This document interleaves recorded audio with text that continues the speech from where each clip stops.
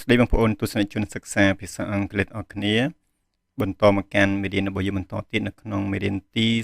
30 lesson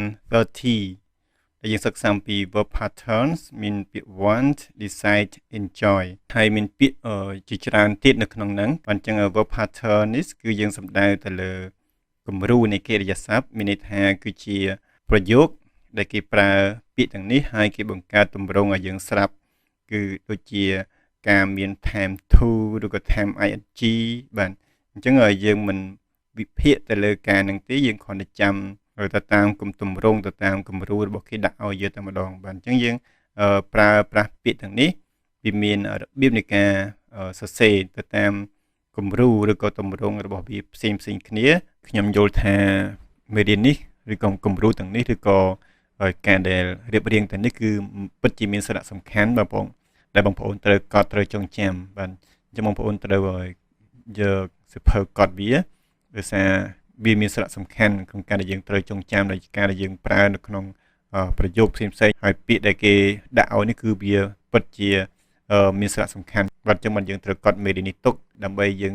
ទុកមើលនៅពេលក្រោយនៅពេលណាយើងភ្លេចបាទសម្រាប់លោកអ្នកបងប្អូនដែលមិនទាន់បានចុច like subscribe និងសញ្ញារូបកណ្ដឹងនៅក្នុង channel YouTube របស់ខ្ញុំនៅឡើយទេសូមចុច like subscribe និងសញ្ញារូបកណ្ដឹងដើម្បីទទួលបានទស្សនាវីដេអូមេរៀនថ្មីផ្សេងទៀតជារៀងរាល់ថ្ងៃក៏ដូចជាការលើកទឹកចិត្តដល់ខ្ញុំជាអ្នកផលិតវីដេអូនេះផងដែរ Meaning អត្ថន័យ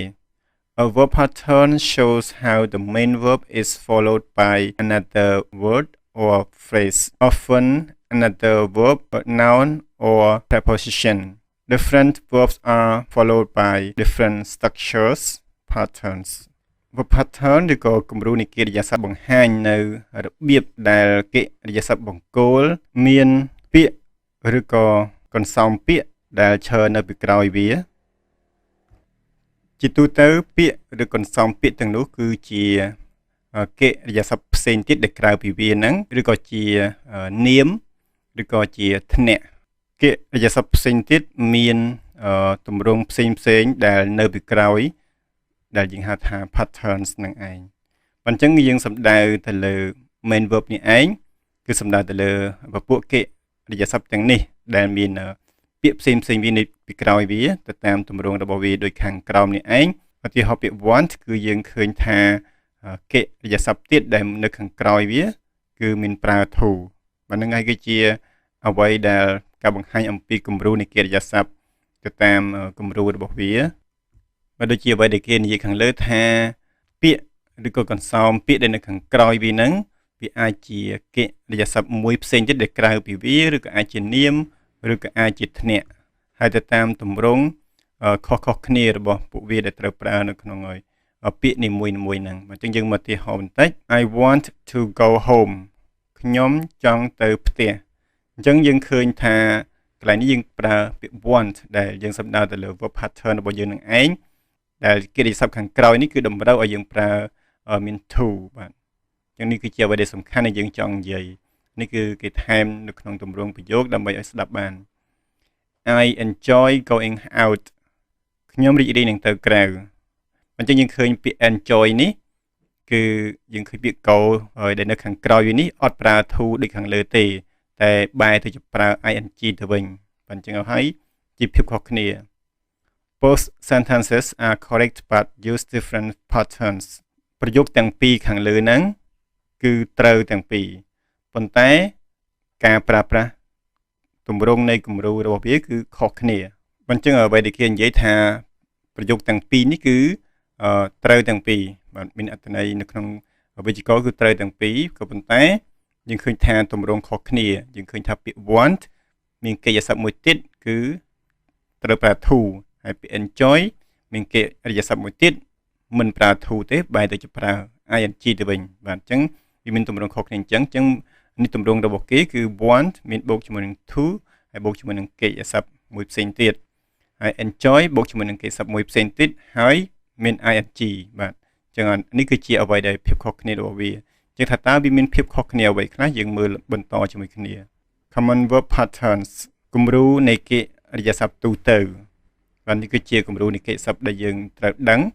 នេះគឺជាទម្រង់ទី1 pattern 1 គឺមាន verb បូកជាមួយនឹង to បូកជាមួយនឹង verb infinitive បាទ infinitive តែនេះគឺយើងសំដៅទៅលើ base verb នឹងឯងគឺជាកិរិយាសព្ទដើមបាទ infinitive នេះឯងគឺយើងសំដៅទៅលើកិរិយាសព្ទដើមខាងនេះអញ្ចឹងកាលណាយើងឃើញពាក្យទាំងនេះដែលប្រើនៅក្នុងប្រយោគគឺយើងត្រូវប្រើទម្រង់បែបនេះគឺមានកិរិយាសព្ទបង្គោលបូកជាមួយនឹងពាក្យ to បូកជាមួយនឹងកិរិយាសព្ទមួយទៀតតែកិរិយាសព្ទមួយទៀតដែលនៅខាងក្រោយកិរិយាសព្ទទាំងនេះគឺត្រូវតែជាកិរិយាសព្ទដើមused to base form after certain verbs គេឲ្យយើងប្រើពាក្យ to បូកជាមួយនឹងទម្រង់ដើមនៃកិរិយាសព្ទហើយទម្រង់ដើមនៃកិរិយាសព្ទហ្នឹងគឺឈរនៅពីក្រោយកិរិយាសព្ទបង្គោលយើងនឹងឯងគឺមានន័យថា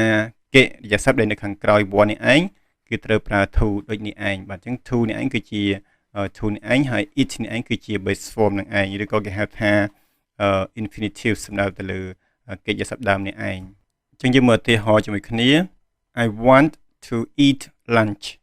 ខ្ញុំចង់ញ៉ាំអាហារថ្ងៃត្រង់បាទអញ្ចឹងយើងបកប្រែថាចង់ញ៉ាំនិយាយតែម្ដងហើយការដែល time to នេះគឺជាទម្រង់របស់គេយើង time ទៅប៉ុន្តែការបកប្រែគឺចង់ញ៉ាំបាទអញ្ចឹងយើងប្រែអញ្ចឹងឯងអញ្ចឹងយើងឃើញថាកន្លែងនេះ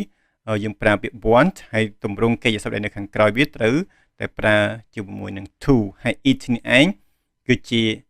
verb infinitive ឬក៏ base form នឹងឯងគឺជាកិរិយាសព្ទដើមកិរិយាសព្ទដើមហ្នឹងគឺមានន័យថាអត់ដូរទម្រង់ទៅជា ing ឬក៏ទៅជា ate ឬក៏ time s នោះទេគឺជាកិរិយាសព្ទខាងដើមវាអញ្ចឹងតែម្ដងអញ្ចឹងកាលណាយើងឃើញមានពាក្យ want អញ្ចឹងកិរិយាសព្ទនៅខាងក្រោយនេះឯងគឺយើងមានបូក to ហើយនឹងកិរិយាសព្ទហ្នឹងគឺជា infinitive គឺជាកិរិយាសព្ទដើម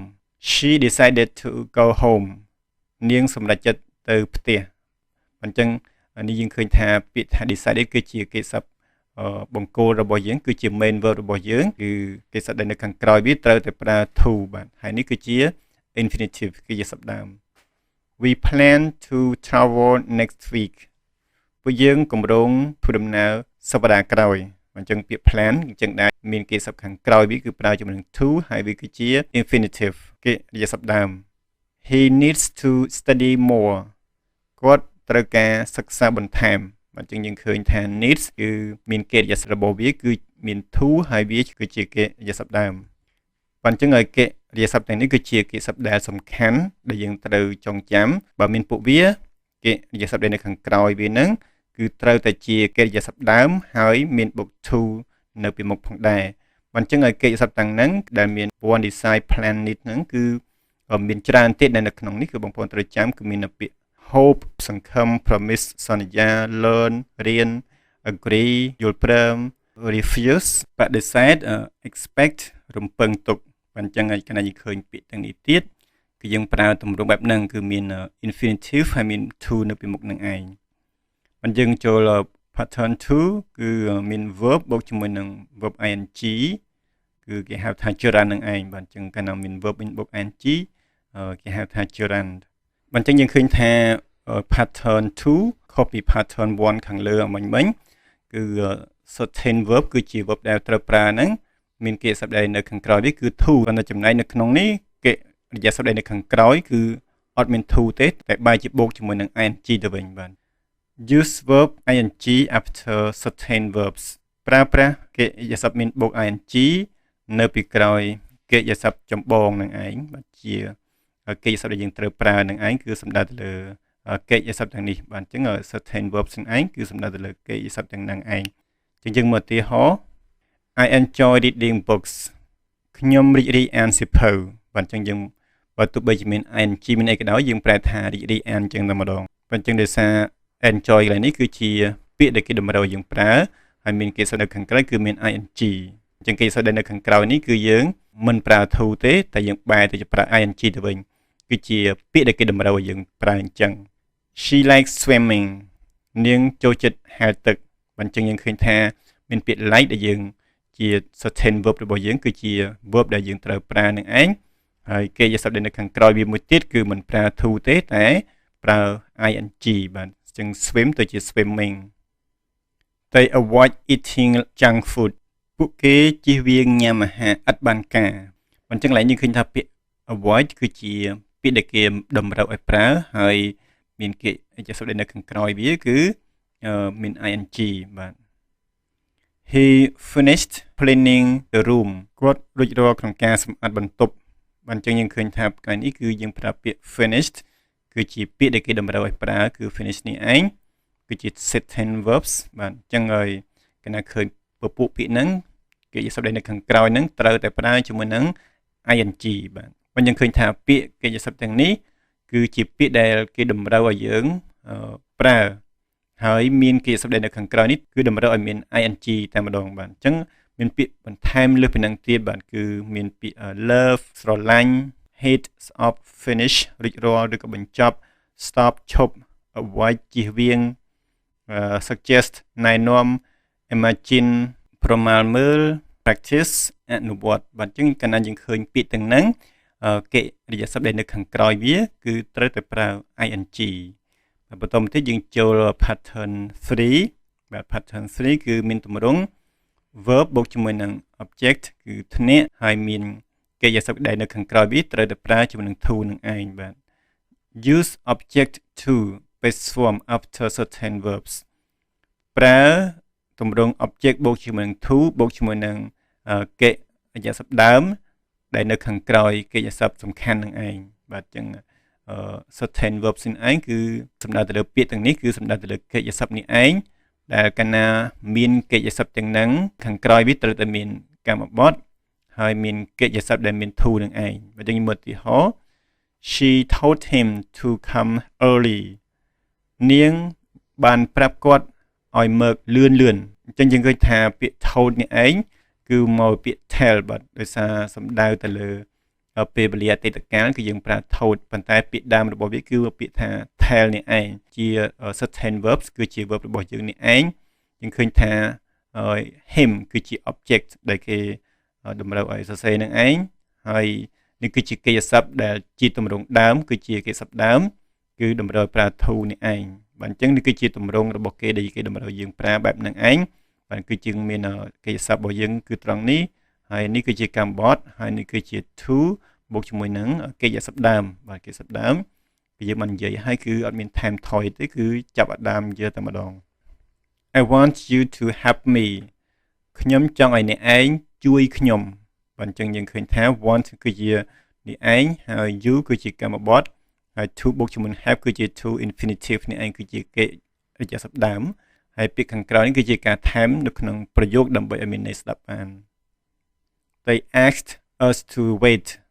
ពួកគេសុំឲ្យពួកយើងរងចាំបាទនឹងគឺជាកិរិយាសព្ទរបស់យើងនេះឯងហើយ us គឺជាកម្មបទហើយមាន to wait នេះឯងគឺជា to infinitive នេះឯង He told her to study harder គាត់បានប្រាប់នាងខិតខំសិក្សាបន្ថែមបាទអញ្ចឹង study harder នឹងខិតខំសិក្សាបន្ថែមបាទអញ្ចឹងយើងឃើញកន្លែងនេះពាក្យ told មកពាក្យថា tell នេះឯងគឺជាកិរិយាសព្ទរបស់យើងហើយពាក្យ her គឺជាកម្មបទដែលរើអំពើនៃការប្រាប់ឲ្យធ្វើនឹងឯងហើយ to គឺជា to នេះឯងហើយ verb study នេះឯងបាទដែលបង្ហាញអំពីកិរិយាសព្ទដើមបាទអញ្ចឹងកាលណាយើងឃើញពាក្យទាំងនេះទាំងពាក្យដែលនៅខាងក្រោយវាគឺត្រូវតែជាកម្មបទបូកជាមួយនឹង to ហើយបូកជាមួយនឹងកិរិយាសព្ទដើមបាទអញ្ចឹង certain verbs នេះឯងគឺជាសំដៅទៅលើ verb នេះគឺសំដៅទៅលើពាក្យទាំងនេះឯងបាទហើយយើងមានពាក្យជាច្រើនទៀតដែលនៅក្នុងហ្នឹងដែលលើសពីអ្វីដែលប្រយោគយើងឧទាហរណ៍គឺមានពាក្យ want ចង់បានឬក៏ចង់ឲ្យបាទហើយ advice នេះឯងគឺដំបូន្មាន invite អញ្ជើញឬក៏បបួល remind រំលឹក teach បង្រៀន order កម្មង់បន្តយើងឃើញពាក្យ want មួយនេះឯងគឺមាននៅក្នុង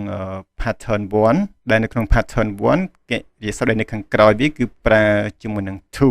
បាទអញ្ចឹងយើងរៀនចំណាំនឹងការបកប្រែកាលណាវានៅក្នុង pattern 1គឺមានកិរិយាសព្ទដែលនៅខាងក្រោយប្រើជាមួយនឹង to គឺកន្លែង want to ហ្នឹងយើងប្រែថាចង់តែបើនៅក្នុង pattern 3របស់យើងគឺទម្រង់ទី3របស់យើងនេះឯងគឺ want គឺប្រើជាមួយនឹងកម្មបទទៅវិញដែលមានន័យថាចង់ឲ្យឬក៏ចង់បានខ្ញុំចង់ឲ្យអ្នកឯងជួយខ្ញុំឬក៏ខ្ញុំចង់បានអ្នកឯងជួយខ្ញុំបាទអញ្ចឹងកាលណាមាន to នៅខាងក្រោយយើងប្រែថាចង់ ហើយអត់មានទេយើងប្រែថាចង់បានឬក៏ចង់ឲ្យបាទអញ្ចឹងវាមានអត្ថន័យខុសគ្នាបាទទោះបីជាវាស្ថិតនៅក្នុងទម្រង់ពីរផ្សេងគ្នានៅក្នុង pattern 1មានប្រើគេស្ដីនៅខាងក្រោយមានប្រើ to ហើយនៅក្នុង pattern 3គឺយើងប្រើកម្មបត្តិនៅខាងក្រោយវាប៉ុន្តែវាមានអត្ថន័យផ្សេងគ្នាបាទអញ្ចឹងយើងចងចាំអត្ថន័យបែបហ្នឹងឯងបាទអញ្ចឹងយើងមើលនៅក្នុង pattern 4ម្ដងគឺមានទម្រង់ verb កិរិយាសព្ទបូកជាមួយនឹង object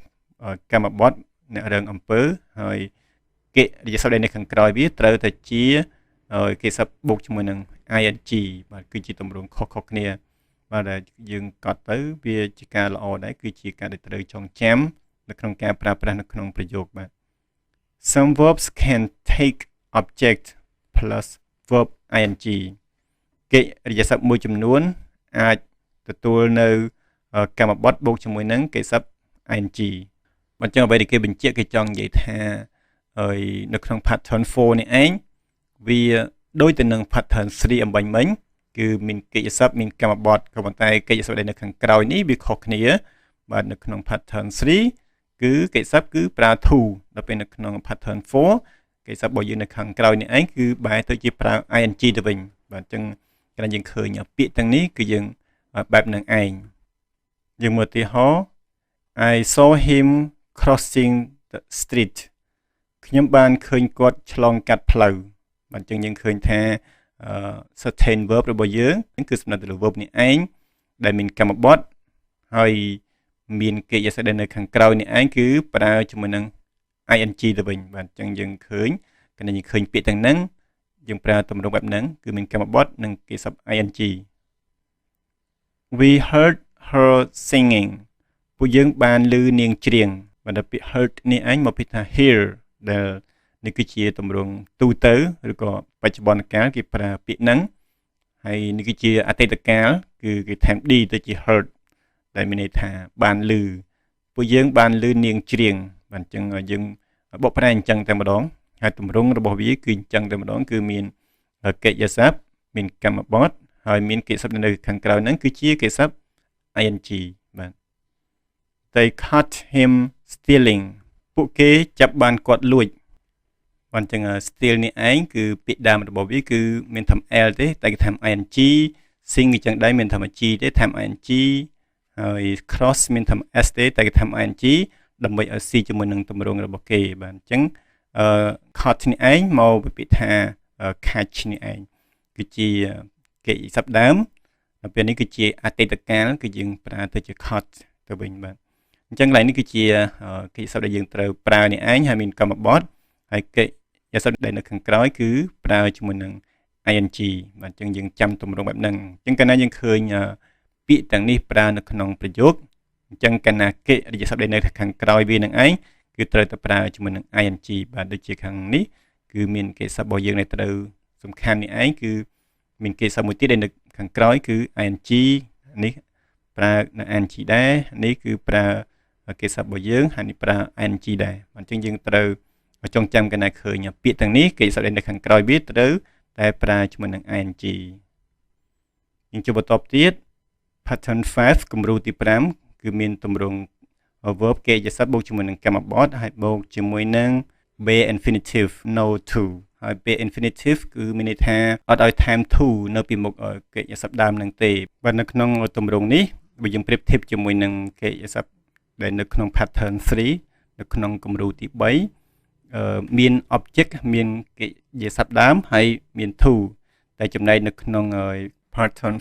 5សំដៅទៅលើកិរិយាសព្ទទាំងនេះកិរិយាសព្ទនៅខាងក្រោយរបស់វាជាកិរិយាសព្ទដើមដែរតែអត់ឲ្យប្រើ to នៅពីមុខទេបាទអញ្ចឹងមានភាពខុសគ្នាត្រង់ហ្នឹងអញ្ចឹងកាលណាយើងឃើញកិរិយាសព្ទទាំងនេះពាក្យទាំងនេះដែលប្រើនៅក្នុងប្រយោគអញ្ចឹងកិរិយាសព្ទដើមនៅខាងក្រោយរបស់វាហ្នឹងគឺអត់ឲ្យប្រើ to ទេបាទឧទាហរណ៍ I let him go ខ្ញុំអនុញ្ញាតឲ្យគាត់ទៅអញ្ចឹង let នេះឯងគឺជាសំដៅលើកិរិយាសព្ទនេះឯងហើយ him គឺជាកម្មបត្តិហើយ go នេះឯងគឺជា bear verb គឺជាកិរិយាសព្ទអត់មាន to ទេអត់មាន to នៅពីមុខវានេះទេ She made me cry នាងធ្វើឲ្យខ្ញុំយំអញ្ចឹងយើងឃើញថា made នេះឯងគឺមកពីពាក្យថា make ដែលវាជាអតីតកាលរបស់ make នេះឯង ហើយយើងឃើញថាមានកម្មបត្តិនៅត្រង់នេះហើយមាន cry គឺជា bare infinitive គឺជា bare verb infinitive នឹងឯងគឺវាជាកិរិយាសព្ទដើមអត់ឲ្យមាន to នៅត្រង់នេះទេ we helped them move ពួកយើងធ្វើឲ្យពួកគាត់ចម្រើនទៅមុខអញ្ចឹងយើងឃើញថាពាក្យ helped នេះឯងគឺមកពាក្យថា help នេះដែលជាកិរិយាសព្ទដើមនេះគឺជាកិរិយាសព្ទអតីតកាលខ្ទង់ទី2ហើយមានបូកជាមួយនឹងកម្មបត្តិដែលបូកជាមួយនឹង bare infinitive នេះឯងគឺជាកិរិយាសព្ទដើមដែលអត់មាន to ទេ they heard him sing ពួកគេបានឮគាត់ច្រៀងបាទអញ្ចឹងយើងឃើញថា heard មកពាក្យថា hear នេះឯងដែលមានបូកជាមួយនឹងកម្មបត្តិហើយបូកជាមួយនឹង bare infinitive គឺជាកិរិយាសព្ទដើមដែលគ្មាន to បើយើងឃើញថាពាក្យ hear នេះឯងក៏មានឃើញនៅក្នុង pattern 4 ដែរដែលកិរិយាសព្ទហ្នឹងគឺមានកិរិយាសព្ទដែលនៅខាងក្រោយគឺប្រើ ing ក៏បានដែរបាទអញ្ចឹងពាក្យ here គឺនៅក្នុងទម្រង់2បាទអញ្ចឹងមានន័យថាប្រសិនបើឃើញវាកិរិយាសព្ទដែលនៅខាងក្រោយនេះឯងគឺមាន ing ក៏បានអត់ ing ក៏បានហើយន័យដូចគ្នាបាទហើយមានក្រៅពីហ្នឹងមានពាក្យផ្សេងទៀតគឺមានពាក្យ see ឃើញ watch មើលអញ្ចឹងគេណាឃើញពាក្យទាំងហ្នឹងដែលនៅក្នុងប្រយោគអញ្ចឹងយើងប្រើទម្រង់បែបហ្នឹងឯងគឺមានទម្រង់កម្មបត្តិហើយនឹងកិរិយាសព្ទដែលនៅខាងដើមគ្មាន to អញ្ចឹងសរុបមកកាលណាយើងឃើញកិរិយាសព្ទឬក៏ពាក្យទាំងនេះកើតមាននៅក្នុងប្រយោគអញ្ចឹងកិរិយាសព្ទដែលនៅខាងក្រោយវានេះឯងគឺត្រូវតែជាកិរិយាសព្ទដើមហើយគ្មាន to នៅពីមុខទេយើងចូលមកកាន់ pattern 6 ម្ដងបាទគំរូទី6គឺមានកិរិយាសព្ទបូកជាមួយនឹង preposition គឺធ្នាក់ហើយមានកិរិយាសព្ទដែលមាន ing នៅខាងក្រោយវា Some verbs must have preposition before the ing form កិរិយាសព្ទមួយចំនួនត្រូវតែមានធ្នាក់ឈរនៅពីមុខកិរិយាសព្ទទម្រង់ ing បាទចឹងកន្លែងហ្នឹងគឺចង់សំដៅទៅលើកិរិយាសព្ទនេះគឺសំដៅទៅលើពាក្យទាំងនេះឯងគឺពួកវាត្រូវការមានកម្មបត្តិនៅពីក្រោយវាបាទដូចជា look forward នេះឯងគឺត្រូវតែមាន to នៅពីក្រោយអញ្ចឹងហើយ insist ត្រូវតែមាន on នៅពីក្រោយអញ្ចឹងហើយ succeed គឺមាន in apologize មាន for think មាន of dream មាន of នឹងឯងអញ្ចឹងកាលណាដែលយើងប្រើនៅក្នុងប្រយោគឃើញថាពាក្យទាំងហ្នឹងគឺមានធ្នាក់នៅពីក្រោយវាបាទអញ្ចឹងយើងមើលឧទាហរណ៍ I look forward to meeting you ខ្ញុំទន្ទឹងរង់ចាំជួបអ្នកបាទអញ្ចឹងយើងឃើញថា look forward គឺជាកន្សំកិរិយាមួយដែលយើងប្រែថាទន្ទឹងរង់ចាំក៏ប៉ុន្តែយើងបូកជាមួយនឹង to នេះឯងបាទបូកជាមួយនឹង to នេះឯងដែលទាំងមូលហ្នឹងយើងគិតថាមិនមែនជាការវិភាគវិជ្ជាករអីទេគឺសំដៅថាពាក្យទាំង3ហ្នឹងគឺមានន័យតែមួយតែម្ដងទៅគឺយើងគិតថាទន្ទឹងរង់ចាំបាទអញ្ចឹងយើងមិនបាច់វិភាគវិជ្ជាករវែងឆ្ងាយទេយើងគ្រាន់តែចាំថាពាក្យហ្នឹងគឺទាំងមូលហ្នឹងយើងប្រែថាទន្ទឹងរង់ចាំបាទអញ្ចឹងពាក្យទាំងមូលហ្នឹងគឺជាន័យដែលផ្សំចូលគ្នាយើងប្រែថាទន្ទឹងរង់ចាំបើអញ្ចឹងយើងឃើញថា look forward គឺជាកិរិយាសព្ទហើយ to នេះឯងគឺជា preposition ហើយកិរិយាសព្ទនៅខាងក្រោយវាគឺជា verb ing នេះឯងបាទហើយនេះគឺថែមនៅក្នុងប្រយោគដើម្បីឲ្យមានន័យពេញលេញអាចស្ដាប់បាន She insisted on playing នាងបានតាំងចិត្តលេង insist នេះឯងមកពីពាក្យថា insist នេះឯងបាទដែលយើងបូកជាមួយនឹងធ្នាក់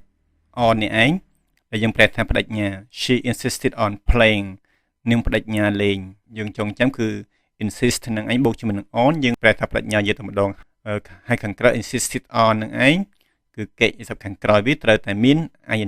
បាទគឺគំរូរបស់គេអញ្ចឹង They succeeded in finding the hotel ពួកគេជោគជ័យក្នុងការស្វែងរកសន្តាគារអញ្ចឹង succeeded នេះឯងមកពីថា succeed ដែលយើងប្រែថាជោគជ័យហើយយើងបូកជាមួយនឹង in យើងប្រែថាជោគជ័យឬក៏ជោគជ័យក្នុងការបើអញ្ចឹង succeed នេះឯងគឺជា verb របស់យើងហើយ in គឺជា preposition ហើយ finding គឺជា verb ing នេះឯង He apologized for being late គាត់សូមអភ័យទោសក្នុងការមកយឺតបើអញ្ចឹង apologize នេះឯងមកពីថា apologize នេះគឺជាកិរិយាសព្ទដើមហើយនេះគឺជាកិរិយាសព្ទខ្ទង់ទី2សំដៅទៅលើអតីតកាលហើយ apologize for នឹងឯងគឺយើងប្រែថាសូមអភ័យទោសយកតែម្ដងបាទហើយ being late ដែលយើងប្រែថាការមកយឺតបើចឹង apologize នេះឯងគឺជា verb ហើយ for នេះគឺជា preposition ហើយ being នេះឯងគឺជា គេស័ព្ទ verb ing នេះឯងបាទដោយសារពាក្យ late នេះឯងមិនមែនជាកិរិយាសព្ទទេបាទអញ្ចឹងការដែលថែម ing តើតែពាក្យនោះគឺជាកិរិយាសព្ទក៏ប៉ុន្តែ late នេះឯងវាមិនមែនជាកិរិយាសព្ទទេវាគឺជាគុណកិរិយាត្រូវប្រើជាមួយនឹង be verb គឺ MSR ប៉ុន្តែ be verb របស់យើងដើម្បីឲ្យទៅជា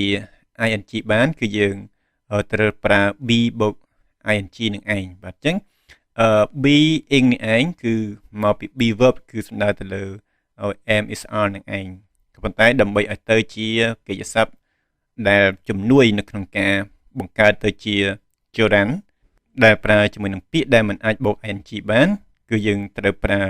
be មកជំនួយហើយបូកជាមួយនឹង ing ដើម្បីឲ្យចូលទម្រង់របស់គេនេះឯងបើអញ្ចឹងសរុបមកកាលណាយើងឃើញពាក្យទាំងនេះឯង